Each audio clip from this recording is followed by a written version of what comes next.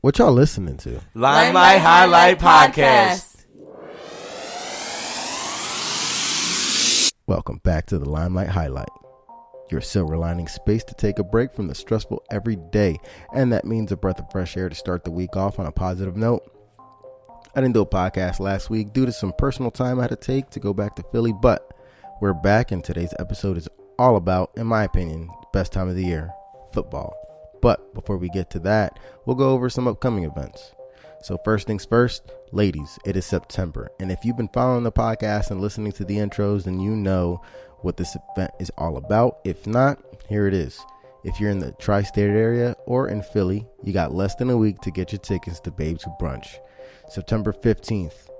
Man, this day came by really fast. But if you don't know what Babes Who Brunch is, it's a women's empowerment mixer brought to you by the Queen Corner and Sky View Co. They're promoting positivity and women's entrepreneurship. There'll be a mixture of delicious brunch, amazing vendors, inspiring women, and positive energy, which will make for a day filled with good vibes and great company. You know, I don't ask for much from my listeners besides the occasional do a good deed or write about a good deed. So if you want to help support the podcast, get yourself a ticket. Like I said, September 15th is the event, and I have the honor of being one of the many sponsors. So help support me and the podcast by supporting a positive event bringing like-minded women together.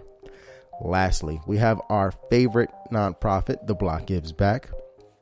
They're hosting their 4th annual Beer Birds in the Block, and this is for the Philly fam, or anyone who's in Philly who happens to be an Eagles fan or wants to get into football. October 6th, the Eagles take on the New York Jets for their annual fundraiser. They have beer, food, tons of fun, all to raise money to help the Block continue their efforts to make this city a better place throughout the year. I was there last year and it was a ton of fun, and I'm sure, as all their events every year, it gets better. They'll have a DJ, they'll have some jungle juice for the turn up, plenty of tailgate food, raffle for a chance to win Eagles versus Giants Monday Night Football tickets. So that alone is worth the ticket.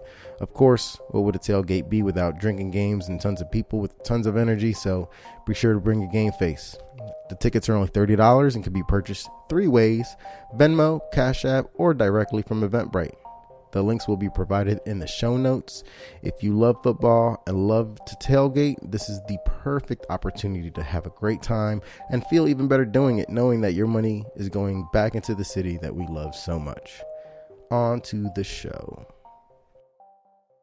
Now, this was a perfect segue to get into our topic for today. It's September, and every month has, damn near every day has a national whatever day. So while doing the research for this episode, I found that September is National Health Awareness Month. And if you're wondering what that has to do with the football, allow me the honor of informing you. If you didn't already know, the Eagles Stadium is the first stadium to have a sensory room for fans with sensory needs. Just a little background knowledge in case you weren't familiar with the term sensory needs, because I know I wasn't. According to WebMD, sensory processing disorder is a condition in which the brain has trouble receiving and responding to information that comes in through the 5 senses that we have. Some people who have this condition can be oversensitive to loud sounds, certain materials that touch their skin. Some people can be uncoordinated, and some may have a tough time engaging in a simple conversation. These sensory problems are usually identified in children, but they can also be, identified and affect adults.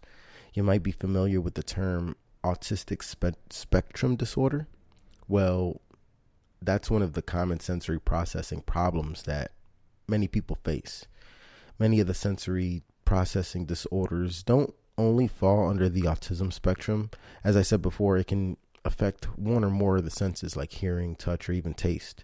So needless to say, this can affect normal functioning and disrupt everyday life, But I'm happy to say there are so many studies and more of an understanding to these conditions that people have made strides to give those who develop these issues more inclusive and manageable life. If there's anything I love, it's more inclusivity and acceptance.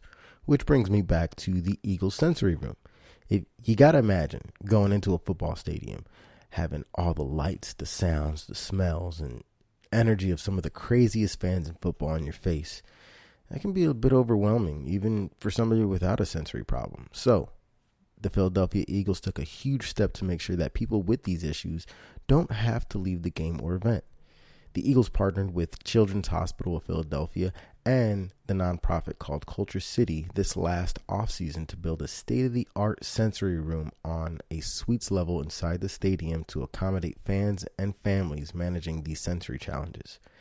If you're not an Eagles fan, first off, what are you doing with your life? You should be, but not to worry. Even though the Eagles have become the first NFL team to open a sensory room, the rest of the NFL is taking note and following.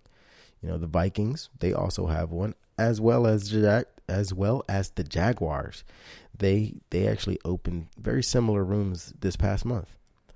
And if you're not a fan of either of those teams, not to worry, several more teams in the NFL will be considering what they now are calling sensory inclusive certified, which is a fancy term meaning that the fans have access to what they call these sensory bags. They're not necessarily rooms, but I'm sure they're coming.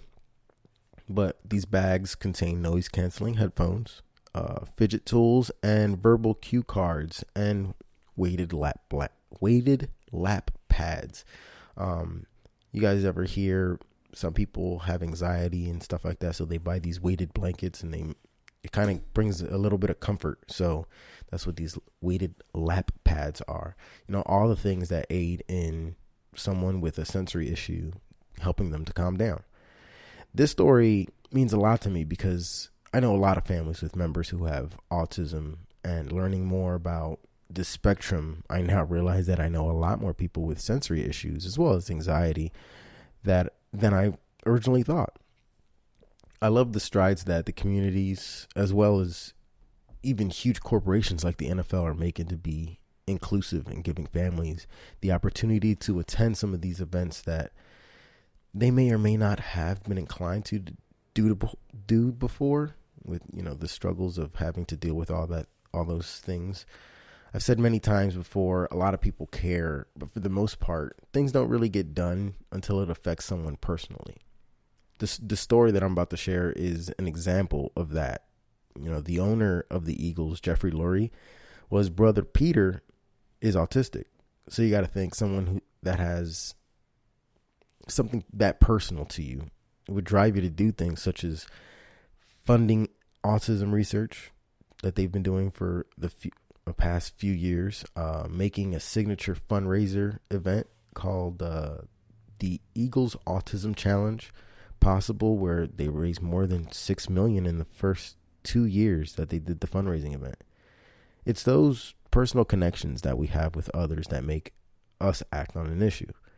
The sensory room is 500 square feet. It includes several activity boards, large building blocks, and no windows, so you don't have to worry about the lights and stuff. The room was designed by medical professionals to ensure a quieter and more secure environment. So the colors, lighting, sound, all those things were carefully selected to make this room. They see this room, benefiting fans with anxiety, something that's extremely prevalent in our society today. Post-traumatic stress disorder, something that many people have, and it doesn't mean you have to have served or went overseas in the military to develop it. Just life experiences can give you some PTSD, seriously, or anyone who feels overwhelmed in the environment. So needless to say, it's not just those with sensory issues. I love doing research on this because they interviewed a longtime Eagles fan who has 10-year-old boys. They're twin sons of his, and they both have autism, and he gave a testimony on how much more comfortable taking his kids to the game is now that there's a place that helps put his boys at ease.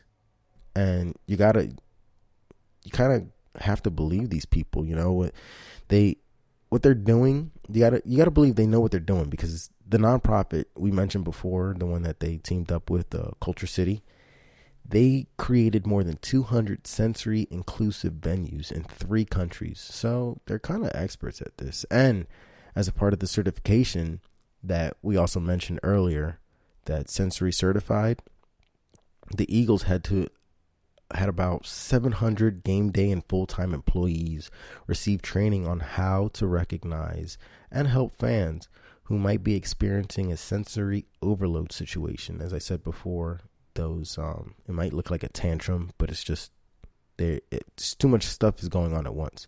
So whether you're an Eagles fan or just a football fan in general and have to manage any of the things that we talked about today, I hope this information helps you make your trip to see your favorite team a little easier and more manageable. I cannot wait to see what improvements the NFL is going to do all over with all the stadiums, and maybe it'll even cross over into other sports organizations that can pick this up and help out their fans as well.